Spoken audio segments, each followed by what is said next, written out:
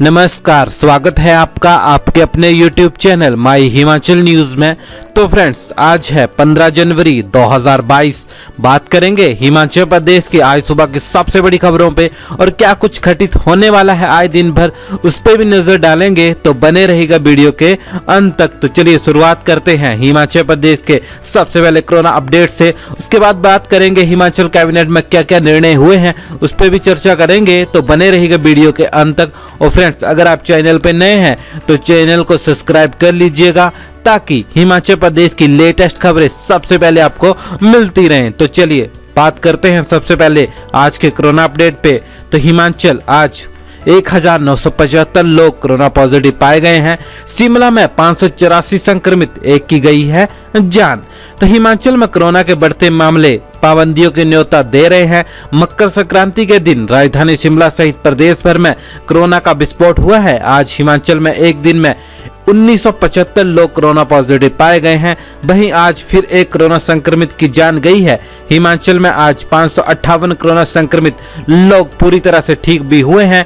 प्रदेश में active case की संख्या 9,529 पहुंच गई है, जबकि अब तक 3,872 लोगों की कोरोना संक्रमण से हिमाचल प्रदेश में मौत हो चुकी है। हिमाचल में आज शिमला जिला में सबसे अधिक 584 लोग कोरोना पॉजिटिव पाए गए हैं।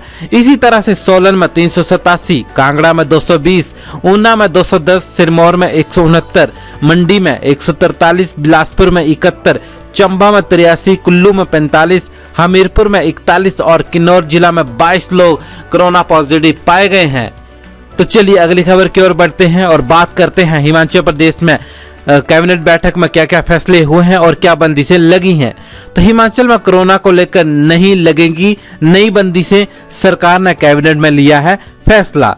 तो हिमाचल के लिए एक राहत भरी खबर है। हिमाचल प्रदेश में कोरोना संक्रमण के मामले 9,529 पहुंचने के बावजूद राज्य सरकार ने किसी तरह की नई पाबंदियां नहीं लगाने का निर्णय लिया है।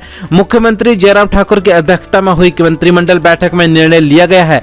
नई बंदी से नहीं लगाने का निर्णय सरकार ने इसलिए लिया है ताकि राज्य में आर्थिक हालात ना बिगड़े और आम आदमी को किसी तरह की परेशानी ना आए। बैठक में स्वास्थ्य विभाग की तरफ से मौजूदा हालात और कोरोना संक्रमण से निपटने के लिए की गई तैयारियों को लेकर प्रस्तुति भी दी गई। इसमें होम आइसोलेशन पर ध्यान केंद्रित करने की सलाह दी गई है। सरकार का मानना है कि इस समय अधिकांश लोग अस्पताल में भर्ती होने की बजाय होम आइसोलेट में हैं, लिहाजा ऐसे में होम आइसोलेशन प्रबंध पर विशेष ध्यान देने को कहा गया है। बच्चों को वैक्सीन लगाने में दूसरे स्थान पर है हिमाचल।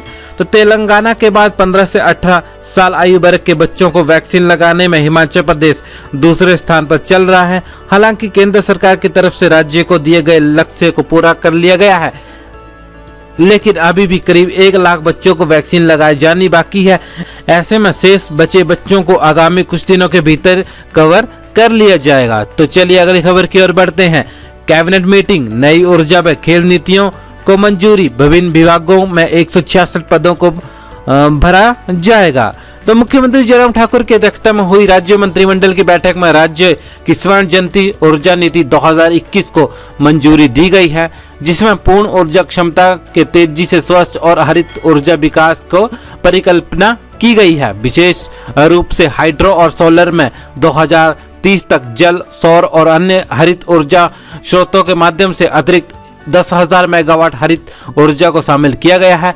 हरित ऊर्जा राज्य, संयुक्त, केंद्रीय और निजी क्षेत्रों की भागीदारी के माध्यम से एक चौतरफा रणनीति का स्रोत है। इसका उद्देश्य हाइड्रो और सौर परियोजनाओं की योजना बनाने और समय पर निष्पादन को सुगम बनाने के लिए ट्रांसमिशन मास्टर प्लान बनाकर राज्य में पर्याप्त और कुशल पारेषण नेटवर्क विकसित करना भी है। ये नवीनीकरण ऊर्जा स्रोतों जैसे सौर, पवन, बायोमास और अन्य गैर पारंपरिक ऊर्जा स्रोतों पर भी जोर देता है। मंत्रिमंडल ने कोरोना महामारी के कारण होने वाले प्रभाव को ध्यान में रखते हुए ट्रांसपोर्टर को राहत प्रदान करने के लिए टोकन कर, विशेष सड़क कर और विभिन्न श्रेणियों के वाहनों के यात्री कर में 100% छूट के लिए अपनी पूर्व पोस्ट को मंजूरी दे दी है। मंत्रिमंडल ने stage carries, taxi, maxi, auto और कॉन्ट्रैक्ट कैरीज बसों, इंस्टीट्यूशनल बसों पर शेष 50% टोकन टैक्स और कॉन्ट्रैक्ट कैरीज बसों पर 100% टोकन टैक्स और स्टेज कैरीज पर विशेष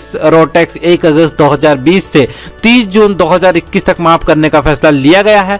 मंत्रिमंडल ने स्टेज कैरीज, कॉन्ट्रैक्ट कैरीज और इंस्टीट्यूशनल बसों पर 100% टोकन टैक्स और स्टेज कैरीज पर विशेष सड़क 1 जुलाई 2021 से 30 नवंबर 2021 तक तथा 1 अप्रैल 2020 से 30 नवंबर 2021 तक कॉन्ट्रैक्ट कैरीज और इंस्टीट्यूशनल बसों पर 100% यात्री टैक्स माफ करने का फैसला लिया है। तो चलिए अगली खबर की ओर बढ़ते हैं।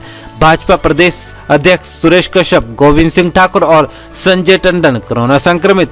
हिमाचल प्रदेश भाजपा के प्रदेश अध्यक्ष और सांसद सुरेश कश्यप कोरोना पॉजिटिव पाए गए हैं। उन्होंने सोशल मीडिया पर पोस्ट कर खुद इस संबंध में जानकारी दी है। उन्होंने पोस्ट पर लिखा है कि शुरुआती लक्षण दिखने के बाद उन्होंने कोरोना की जांच कराई थी और उनकी रिपोर्ट पॉजिटिव आई है। उन्होंने उनके संपर्क में आए सभी लोगों से जांच कराने के लिए कहा है। उन्होंने नागरिकों से अपील की है कि कोरोना संक्रमण से बचने के लिए सरकार द्वारा बनाए गए नियमों का पालन करें। भाजपा प्रदेश अध्यक्ष सुरेश कश्यप के बाद अब शिक्षा मंत्री गोविंद सिंह ठाकुर भी कोरोना संक्रमण की चपेट में आ गए हैं। ये जानकारी मंत्री ने खुद सोशल मीडिया पर साझा की है। उन्होंने लिखा है कि पिछले 2 दिन से स्वास्थ्य ठीक नहीं था, जिस कारण मैंने स्वयं को आइसोलेट कर दिया था। आज दोपहर मैंने कोविड-19 के संक्रमण की जांच करवाई, जिसमें संक्रमण के लक्षण पाए गए। मेरा स्वास्थ्य ठीक है तथा गत रोज जो लोग मुझसे मिले हैं उनसे निवेदन है कि अपनी निगरानी रखें तथा कोरोना के लक्षण महसूस होने पर तुरंत अपनी जांच करवाएं। तो चलिए अगली खबर की ओर बढ़ते हैं। हिमाचल में नए वेतनमान के हिसाब से स्कूल प्रवक्ताओं से की जाएगी रिकवरी, निर्देश जारी। सरकारी स्कूलों में तैनात स्कूल प्रवक्ताओं की रिकवरी होगी। शिक्षा विभाग ने पुरानी गलती को सुधारते हुए इसके लिए रिकवरी निर्देश जारी कर दिए हैं। उच्च शिक्षा निदेशक की ओर से सभी उप निदेशकों को इस बारे में निर्देश कर दिए गए हैं। इसके तहत जिन स्कूल प्रवक्ताओं को 1 दिसंबर 2012 से पहले 8 साल की सर्विसेज पूरी करने पर नियमित किया गया है, उनकी नए पे स्केल में पे फिक्सेशन करते समय दी गई इंक्रीमेंट की रिकवरी होगी। सरकारी स्कूलों में कुछ ऐसे प्रवक्ता हैं जिन्हें गलत तरीके से इंक्रीमेंट दी गई है। ये रिकवरी नए वेतनमान के हिसाब से होगी। तो चलिए अगली खबर की ओर बढ़ते हैं। हल्के और बिना लक्षण वाले कोविड मरीजों के लिए होम आइसोलेशन के दिशा निर्देश जारी। तो हिमाचल प्रदेश सरकार के प्रवक्ता ने कहा कि स्वास्थ्य और परिवार कल्याण मंत्रालय की ओर से जारी दिशा निर्देशों के अनुसार हल्के और बिना लक्षण वाले कोविड-19 मरीज डॉक्टर की सलाह पर होम आइसोलेशन के लिए पात्र हैं। रक्तचाप, मधुमेह, हृदय रोग, गुर्दे आदि की बीमारी से पीड़ित 60 वर्ष से अधिक आयु के बुजुर्गों को डॉक्टर की ओर से उचित मूल्यांकन के बाद ही होम आइसोलेशन में रहने की अनुमति दी जाएगी। हालांकि HIV प्रत्यारोपण कैंसर रोगियों को होम आइसोलेशन के लिए अनुशंसित नहीं किए जाते हैं, लेकिन इलाज करने वाले डॉक्टर द्वारा उचित मूल्यांकन के बाद ही इन्हें होम आइसोलेशन की अनुमति दी जाएगी। होम आइसोलेशन में कोविड मरीजों को अलग कमरे में रहना होगा। तो चलिए अगली खबर की ओर बढ़ते हैं। कोरोना ने बसों पर भी लगा दी ब्रेक। कोविड बंदिशों के कारण HRTC के 27 रूट बंद। कोविड-19 की तीसरी लहर का असर अब सामाजिक व्यवस्थाओं पर साफ दिखने लगा है। हिमाचल पथ परिवहन निगम ने कोविड-19 के चलते लगाई गई बंदिशों के कारण लगभग 27 रूटों को आगामी आदेशों तक बंद करने का फैसला ले लिया है। निगम द्वारा बंद किए गए इन बस रूटों में स्थानीय और अंतर्राज्यीय रूट भी शामिल है। ऐसा भी माना जा रहा है कि संक्रमण की तीसरी लहर के आने के चलते बसों में यात्री भी बहुत कम हो चुके हैं। घाटे में चल रहे सभी रूट्स को बंद करने का निर्णय लिया गया है। हिमाचल पथ परिवहन निगम को हो रहे घाटे को रोकने के लिए अधिकारियों ने फौरन उन बस रूटों को बंद करने का फैसला लिया जिनमें यात्रियों की संख्या बेहद कम या बिल्कुल भी नहीं है। तो चलिए अगली खबर की ओर बढ़ते हैं। नई सुविधा, फरवरी से राशन डिपो में जमा होंगे बिजली और पानी के बिल। तो हिमाचल प्रदेश के राशन डिपो में फरवरी महीने से बिजली और पानी के बिल जमा हो सकेंगे। इसके लिए सरकार ने डिपो होल्डर को प्रशिक्षण देना शुरू कर दिया है। प्रति बिल पर डिपो होल्डर की कमीशन रहेगी। इन डिपो में लोक मित्र केंद्रों से मिलने वाली सुविधाएं भी उपलब्ध कराई जाएंगी। हिमाचल सरकार के आदेशों के बाद विभाग ने इसकी प्रक्रिया शुरू कर दी है। हिमाचल में 5000 के करीब राशन डिपो हैं। लोग हर महीने राशन लेने आते हैं। ऐसे में लोग अपने घरों के बिजली और पानी के बिल भी जमा करा सकते हैं। बिजली बोर्ड की ओर से डिपो में मशीनें स्थापित की जाएंगी। पहले चरण में ये सुविधा 3000 डिपो में मिलेगी। धीरे धीरे अन्य डिपो को भी इस सुविधा से जोड़ा जाएगा। खाद्य नागरिक एवं उपभोक्ता मामले मंत्री राजेंद्र गर्ग ने बताया कि सरकार की इस पहल से जनता को फायदा मिलेगा। डिपो होल्डर की कमीशन को तय किया जाना भी बाकी है। तो फ्रेंड्स इस वीडियो में इतना ही। अन्य हिमाचल प्रदेश की खबरें पाने के लिए आप हमारे यूट्यूब चैनल को सब्सक्राइब कर सकते हैं, ताकि हिमाचल प्रदेश की सबसे लेटेस्ट खबरें सबसे पहले आपको मिलती रहें। तो इसी के साथ जय हिंद, जय हिमाचल।